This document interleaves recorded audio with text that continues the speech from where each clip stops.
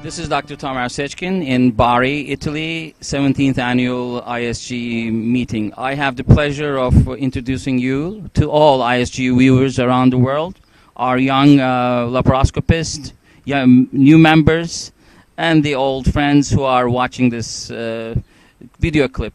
I have Lona Hummelshoj from England, who is the head of World Endometriosis Foundation, or Congress, how do you say that? The World Endometriosis Society. World Endometriosis Society. It says it all. It's the World Endometriosis. That's most important. They had a very successful meeting at Melbourne, Australia.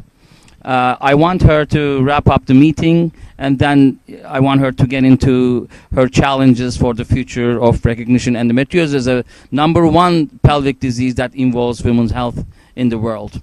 Lona. Thank you, Dr. Seckin. It's absolutely right. In March, we had almost 1,000 delegates attending the 10th World Congress on Endometriosis, which was also the 10th anniversary of the World Endometriosis Society. I think the fact that we managed to get 1,000 people to come to Australia demonstrates that we're beginning to see an increased focus on this disease. Don't you agree? That's all, yes. And I think what was telling from that meeting as well was that there was a lot of young people there. And we saw some very exciting science being presented and some very interesting debates about the surgical management of the disease, which interestingly, and this is very interestingly for the laparoscopists out there, isn't necessarily always the first route of treatment in all women with suspected endometriosis. There was also very stimulating debate about how we handle the adolescent. And I wish I could tell you that there was a magnificent conclusion, but there isn't. I think it's still a challenge on how we deal with those young women who present with symptoms suggestive of endometriosis. Excitingly, the International Gene Study announced an almost $2 million grant provided for the next year to look further into the genetics of endometriosis. A great chunk of that funding came from the Wellcome Trust in the United Kingdom, which is actually a recognition of endometriosis as a serious disease.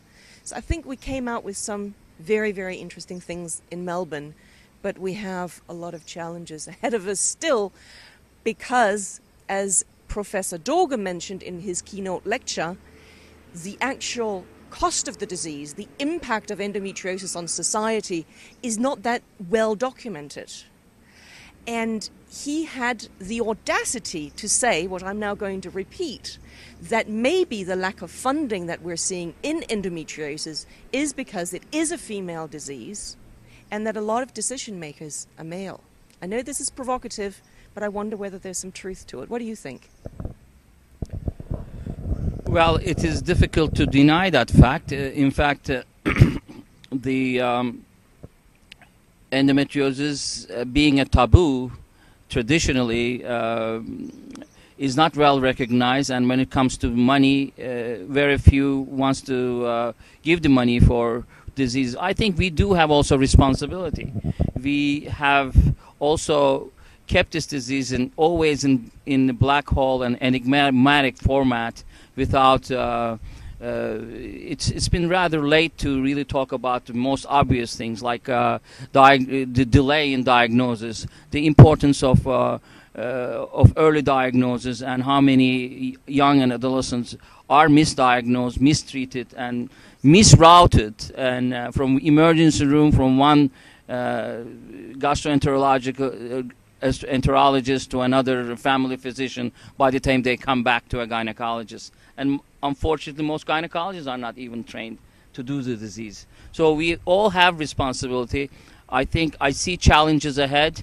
For that reason, we have initiated Endometriosis Foundation of America to also to disseminate the news and inform people and make early excision and treatment and diet approaches, the medical approaches, we have a value and see what they play in these women.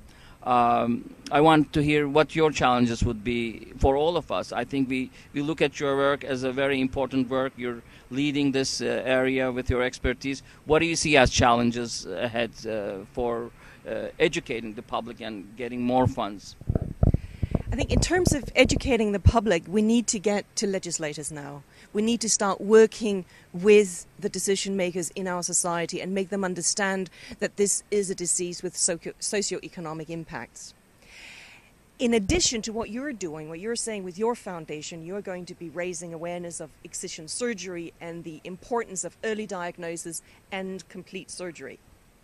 The other side of that coin is research.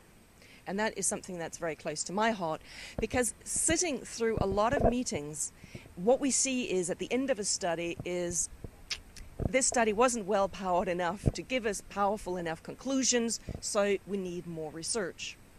To that end, this has been addressed by the World Endometriosis Society. Together with the ASRM and ESHRA, we have founded the World Endometriosis Research Foundation, and it's got two missions.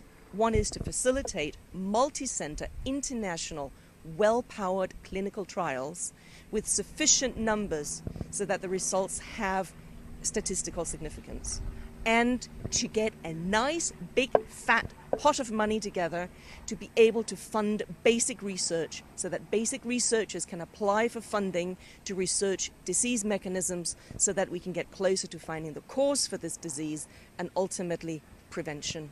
So that is what we have ahead of us. And one of the ways we're going to address the latter part, the basic research, is that in a couple of months' time we will be announcing formally the establishment of international research networks so that we have all these basic researchers working together and not in isolation, which we've seen happen so often before. Great challenges, but I'm hopeful too that with this global collaboration we're going to get somewhere. Well, on behalf of ISGE website, I'd like to thank the ISGE board and executive board for all the help to supporting us. Again, my thanks goes to Lona. It seems like we have great challenges ahead. I wish you good luck, and we will be working together, Lona. It's a pleasure to have you. Thank you.